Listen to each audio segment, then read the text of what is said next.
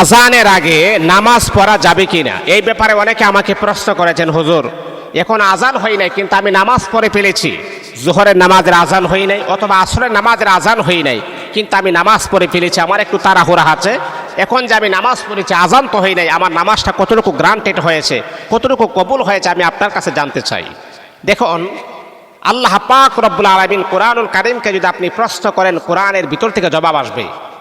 ইন্নাল মুমিনিনা কিতাবা, একটা আয়াত আছে, আয়াতটা এখন আমার মনে হচ্ছে না, যে আল্লাহ পাক কোরআনুল কারীমের ভিতরে আমার আল্লাহ বলেছেন যে ওয়াক্ত মতো সময় মতো তোমরা নামাজ পড়ো, সময় মতো তোমরা নামাজ পড়ো, কিতাবাম মাওকুতা, সময় মতো তোমরা নামাজ পড়ো।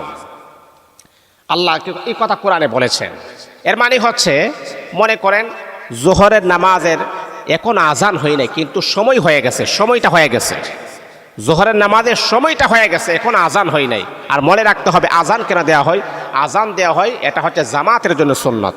আজানের পরে মানুষ একত্রিত হবে, একসাথে নামাজ পড়বে, এটা একটা আজানটা দেওয়া হয় জামাত পড়ার জন্য, একসাথে জামাত পড়ার জন্য, আর জামাতের জন্য আজান দেওয়া সুন্নাহ, ঠিক আছে। কিন্তু হ্যাঁ, এখন আজান হয় নাই কিন্তু জোহরের নামাজের সময় হয়ে গেছে, এখন আজান হয় নাই কিন্তু আসরের নামাজের সময় হয়ে গেছে, তাহলে আপনি নামাজ পড়লে আপনার নামাজটা 100% কবুল হবে, এর মাঝে কোনো রকমের কোনো দ্বিধাদ্বন্দ্ব নাই। কিন্তু হ্যাঁ, এখানে গুরুত্বপূর্ণ একটা বিষয় হচ্ছে, যারা পুরুষ আমরা যারা আছি, যদি আমাদের কোনো তাড়াহুড়া না থাকে বা সফর না থাকে বা দূরে কোথাও আমরা যাব না, এইরকম যদি না থাকে, তাহলে অবশ্যই আজানের পরে একত্রিতভাবে জামাআতের সাথে আপনি নামাজ পড়বেন। কারণ জামাআতের সাথে নামাজ পড়লে আল্লাহ খুশি হন, আমার রাসূল খুশি হন, আর আল্লাহ পাক জামাআতের সাথে নামাজ পড়লে এটার বেনিফিট, এটার জাযাটা অত্যন্ত অনেক বড় পুরস্কার আপনি পেয়ে যাবেন। রাসূল আকরাম সাল্লাল্লাহু আলাইহি ওয়াসাল্লাম একদিন সাহাবায়ে কেরামকে বলতেছে, জানো তোমরা, আমার মনে চাই যে কিছু সাহাবীরা নামাজ পড়ুক, আর আমি কি করি, ওই সময়ে আমি তাদের বাড়িতে গিয়া পাহাড় থেকে কিছু লাকড়ি এনে তাদের ঘরগুলো আমি পুরে সারকার করে দিই। একজন সাহাবী প্রশ্ন করলেন, হুজুর এই কথা হঠাৎ করে আপনি কেন বলতেছেন, এর মানে কি, কারণটা কি?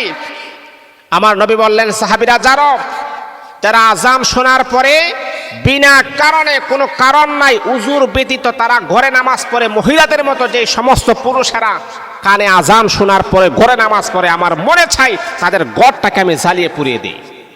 এবার চিন্তা করেন যে জামাআতে নামাজ পড়া কতটুকু ফজিলতপূর্ণ কাজ, যেই কথা আমার রাসূল বলে দিয়েছেন।